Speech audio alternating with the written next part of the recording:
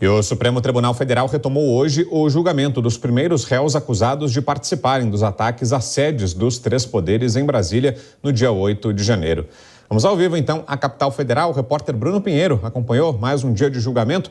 Já terminou, aliás, Bruno, a sessão de hoje? E como é que foram as análises ao longo do dia? Já tivemos decisões dos ministros? Boa noite, Bruno. Já sim, réus já foram condenados a 17 anos. Ótima noite a você. A quem nos acompanha, é sempre uma alegria, uma honra e uma satisfação. Os homens Aécio Lúcio Costa, Matheus Lima foram condenados a 17 anos. Isso é o que foi julgado e chegou então a esta decisão. O outro réu, o Tiago Matar, foi condenado a 14 anos. Essa diferença numa redução, o Tiago Matar, ele até estava aqui nos atos do 8 de janeiro, chegou a invadir o Palácio do Planalto, mas, de acordo com o relator, o ministro Alexandre de Moraes, ele não fez nenhum tipo de vídeo, não chamou, não fez nenhum tipo de incitação nas redes sociais, diferentemente dos outros réus. Além disso, estabeleceu uma outra multa no valor de R$44 mil.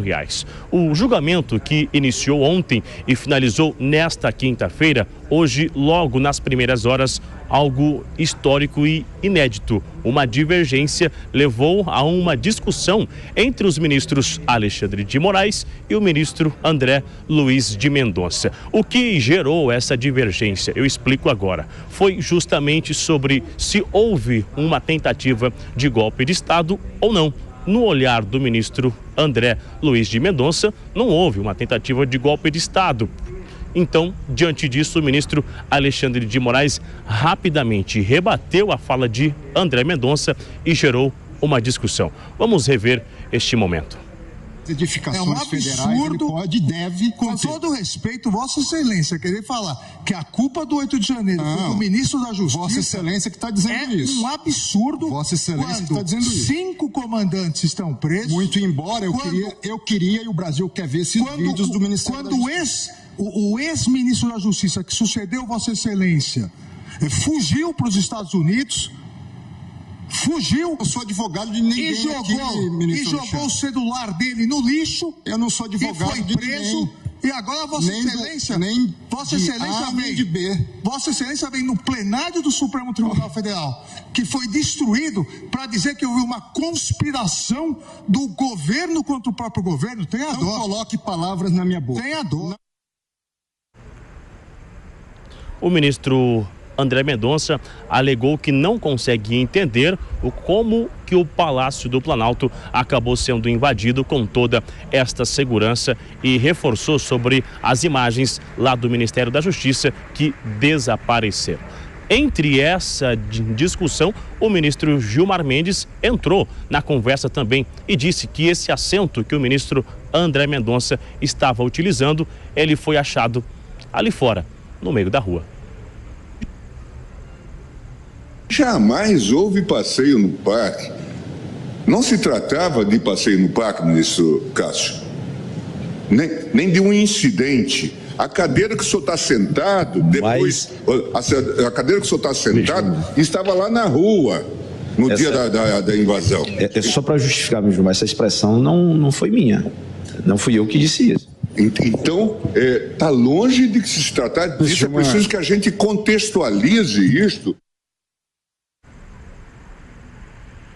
Logo na sequência, houve um pedido de desculpas entre os ministros Alexandre de Moraes e André Mendonça. Já agora, após o almoço, no segundo turno do julgamento, entre os advogados que estavam fazendo a sustentação oral, cerca de 1 hora é feito essa fala, até para uma defesa do réu, o advogado fez um discurso longo e o ministro Alexandre de Moraes, que é o relator sobre os atos do 8 de janeiro, rebateu logo na sequência sobre a sustentação do advogado, alegando que o advogado abandonou o seu cliente e fez um discurso com esse olhar, pensando em recortes nas redes sociais e até mesmo em utilizar isso numa eleição no ano que vem, em 2024. Vamos ver.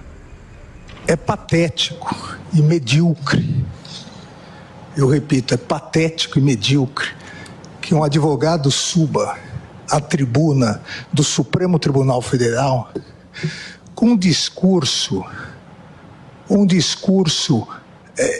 de ódio, um discurso para postar depois nas redes sociais que veio aqui agredir o Supremo Tribunal Federal, talvez pretendendo ser vereador do seu município no ano que vem. E eu digo com tristeza, presidente, que o constituído, o réu aguarda que o seu advogado venha aqui, venha defender tecnicamente, venha analisar tipo por tipo. O advogado ignorou a defesa. Um julgamento rápido, na verdade, os outros ministros acompanharam o ministro Alexandre de Moraes. O julgamento está suspenso, será retomado na semana que vem, entre uma agenda cheia, já que na semana que vem está na agenda do STF o julgamento sobre áreas indígenas, sobre o novo marco temporal. E essa é uma outra discussão que vai chamar a atenção também. Ainda hoje, nesta edição, a gente vai rever uma outra fala à sustentação oral da advogada do réu de 24 anos, que chegou a chorar aqui durante a sua fala e disse que quando era estudante tinha orgulho e sonhava em ser ministra e que hoje sente muita vergonha da atual Suprema Corte. Vitor. Foi uma sessão repleta, né, Bruno, de momentos marcantes, de cenas que vão repercutir bastante ainda. Você volta mais tarde, então, para mostrar pra gente esses outros momentos do julgamento de hoje. Obrigado, por enquanto, Bruno, pelas informações. Bom trabalho por aí. Até já. Duas boas-vindas agora à nossa dupla desta quinta, já por aqui, a Dora Kramer e o Cristiano Vilela. Vou começar com você, Vilela. O que achou desse segundo dia? Qual o balanço? As penas estão bastante altas, né? Conforme previsto, vieram as condenações, que já eram aguardadas, e as penas parecem bastante pesadas, né? Todos os réus já condenados até agora a mais de 10 anos de prisão, a pena máxima já chegou a 17 anos. O que te pareceu, Vilela? Está adequado? Boa noite para você. Boa noite, Brown, boa noite, Dora, e a todos que acompanham o Jornal Jovem Pan.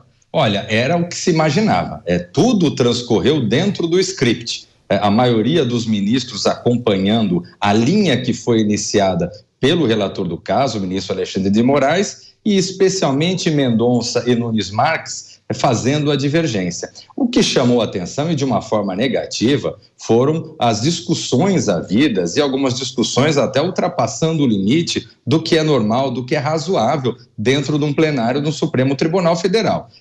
Um ministro cortando o outro de uma forma muito contundente, e especialmente o que a mim, que sou advogado, me chamou muito a atenção, é a forma ofensiva que o ministro do Supremo se dirigiu a uma sustentação oral de um advogado. O advogado está lá para fazer a sua defesa, a sua sustentação. Na advocacia, a gente acompanha muitas vezes sustentações muito boas e outras nem tanto. Isso faz parte do jogo, da mesma forma que tem votos muito bons, muito densos, e votos nem tanto. Também faz parte do jogo. Eu gostaria que a OAB, inclusive, se posicionasse sobre isso, porque é algo que realmente afeta demais o próprio exercício da advocacia.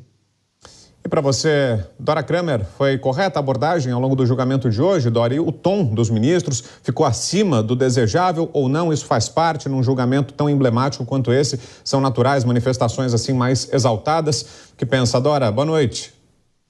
Boa noite, Brown, boa noite, Vilela, boa noite para todo mundo. Hoje eu já vou começar discordando do Cristiano Vilela, tá? Primeiro para dizer que a OAB se posicionou sim, mandou um ofício agora no final da sessão em apoio à corte, né? Manifestando apoio ao tribunal. Eu já vi cenas muito mais fora da civilidade, achei que foi ali uma altercação natural, tá certo? Dado a importância e a peculiaridade do tema, depois eles se desculparam, acho que não extrapolaram, não.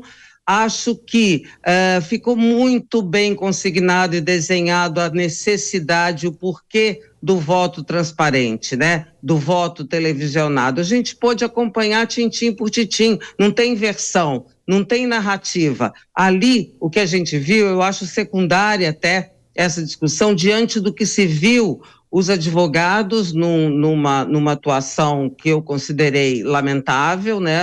Uma menina advogada chorando, apelando, eles não conseguiram rebater as evidências, as provas, o trabalho da perícia da Polícia Federal, muito bem feito, é aquela história que estão julgando de bolo, não. Cada um dos réus foi julgado separadamente, me parece que assim continuará sendo, mas deve ser no plenário virtual agora, para dar mais celeridade aos trabalhos. E mais, os ministros ali desenharam, para quem ainda não entendeu, qual é o risco, qual é o perigo, qual é o crime de se pedir volta de um regime autoritário. Vários ministros com destaque para o Luiz Roberto Barroso e o ministro Gilmar Mendes. Então, para mim, eu acho que isso valeu muito mais do que uma discussão lateral ali e pontual entre dois ministros. Na verdade, três, né? Porque foi Alexandre de Moraes, Gilmar Mendes e o André Mendonça. Depois se desculparam e ficou tudo ok. E Vilela, como o Bruno falou já no início da entrada dele, né, o que causou a maior divergência entre os ministros em relação à dosimetria, em relação ao tamanho das penas, foi a inclusão ou não do crime de golpe de Estado. Na sua opinião, Vilela, isso ficou suficientemente demonstrado que houve uma atuação desses réus em prol de um golpe de Estado, uma atuação organizada para desfazer o equilíbrio institucional no Brasil ou não? A depredação ali está muito clara, né, que houve atos de vandalismo, mas há essa discordância sobre se é possível configurar ou não a existência do crime de golpe de Estado. Qual a sua opinião, Vilela? Olha, Brown, nós tivemos aí quase 1.500 réus, um número muito grande. Eu não tenho dúvida que todos aqueles que praticaram depredação têm que ser punidos, têm que ir para a cadeia. Todos aqueles que tentaram realizar um golpe de Estado têm que ser punidos, têm que ir pela cadeia, mas eu não consigo imaginar que num universo desse todas as pessoas tivessem esse interesse de golpe de Estado. Por isso que é importante que ao longo dos próximos julgamentos se caminhe sempre no sentido de uma individualização caso a caso, para se analisar o que foi vandalismo e que tem que ser punido como tal, diferenciando do que é de fato golpe de Estado ou coisas nesse sentido. Então, a gente não pode colocar tudo no mesmo balaio. É isso que me preocupa, que as imagens que todos nós tivemos são chocantes e que os criminosos têm que ir para a cadeia, tem. Agora, a gente não pode colocar todo mundo no mesmo balaio.